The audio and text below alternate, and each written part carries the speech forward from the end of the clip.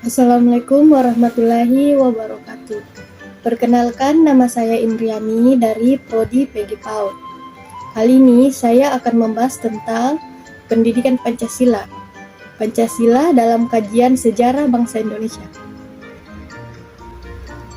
Yang pertama, kita membahas tentang sejarah terbentuknya Pancasila dan membahas perkembangan Pancasila dari era awal kemerdekaan sampai era sekarang. Pancasila berasal dari bahasa Sanskerta.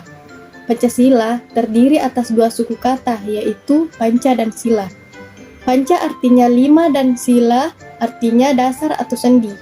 Jadi, Pancasila berarti 5 dasar, 5 sendi, ataupun 5 unsur. Sejarah dirumuskannya Pancasila sebagai dasar negara adalah diawali dengan pembentukan Pancasila Penyelidik Usaha-usaha Persiapan Kemerdekaan Indonesia (BPUPKI). BPUPKI adalah organisasi yang dibentuk untuk mempersiapkan kemerdekaan Indonesia sekaligus sejumlah syarat yang harus dipenuhi sebagai negara merdeka. Pancasila dirumuskan dalam sidang pertama BPUPKI. Sidang pertama sendiri dilaksanakan pada tanggal 29 Mei sampai dengan 1 Juni 1945. Dalam sidang BPUPKI pertama, yang dibahas adalah dasar negara Indonesia. Kemudian sidang kedua yang dilaksanakan pada 10-17 Juli 1945 membahas tentang rancangan Undang-Undang Dasar. Pancasila ditetapkan sebagai dasar negara pada 18 Agustus 1945 oleh Panitia Persiapan Kemerdekaan Indonesia (PPKI). Pada sidang pengesahan Undang-Undang 1945, pada sidang ini PPKI mengesahkan Undang-Undang 1945 di mana terdapat rumusan Pancasila sebagai dasar negara pada alinea keempat pembukaan Undang-Undang Dasar 1945. Selanjutnya membahas tentang masa-masa kemerdekaan Indonesia. Pertama, masa awal kemerdekaan tahun 1945 sampai dengan 1959. Pada masa ini, banyak mengalami masalah-masalah besar karena negara baru lahir dengan masih belum stabil. Banyak sekali usaha-usaha dari berbagai kelompok dalam negara yang ingin menggantikan Pancasila. Adapun usaha-usaha tersebut yaitu: pertama, pemberontakan PKI Madiun 1948.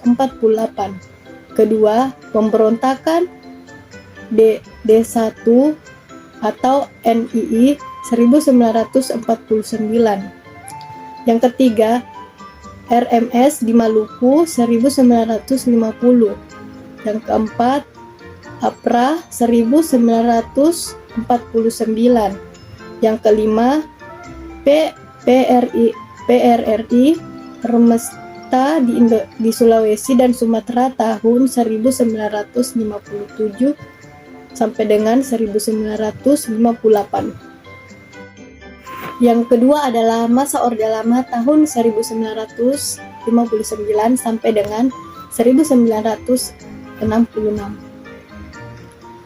Setelah Dekret Presiden 5 Juli 1959, maka Indonesia masuk pada masa demokrasi terpimpin. Dalam demokrasi terpimpin, semua kekuasaan ada di tangan presiden. Ada beberapa penyimpangan dari Pancasila dan Undang-Undang 1945, yaitu: pertama, pengangkatan presiden seumur hidup. Yang kedua, pembubaran DPR hasil pemilu 1955. Yang ketiga, pembentukan MPRS dan DPR atau GR yang dipimpin dan diangkat oleh presiden. Selain itu, pada masa Orde Lama terjadi pemberontakan PKI yang ingin mengganti Pancasila pada 30 September 1965. Terdapat pemberontakan itu berhasil digagalkan oleh TNI dan rakyat. Yang ketiga, Masa Orde Baru tahun 1967 sampai 1998. Masa ini ditandai dengan dilantiknya Presiden Soeharto pada tanggal 12 Maret 1967. Selama Presiden Soeharto memerintah dinamakan masa Orde Baru. Orde Baru mempunyai konsep demokrasi Pancasila. Pada masa Orde Baru, semua lembaga dikembalikan lagi sesuai dengan fungsinya dan diadakan pemilihan umum setiap 5 tahun sekali. Selain itu, pembangunan juga dilakukan secara bertahap dan dengan sistem pelita atau pembangunan 5 tahun. Tetapi, pada masa Orde Baru, kebangsaan melakukan kegiatan politik sangat dibatasi. Partai politik hanya ada 2, PPP dan PDI, ditambah jadi Golkar. Kebebasan pers juga dibatasi sehingga muncul pencabutan beberapa izin menjadi massa seperti majalah dan koran yang bertentangan dengan pemerintah. Yang keempat yaitu masa reformasi tahun 1998 sampai dengan sekarang.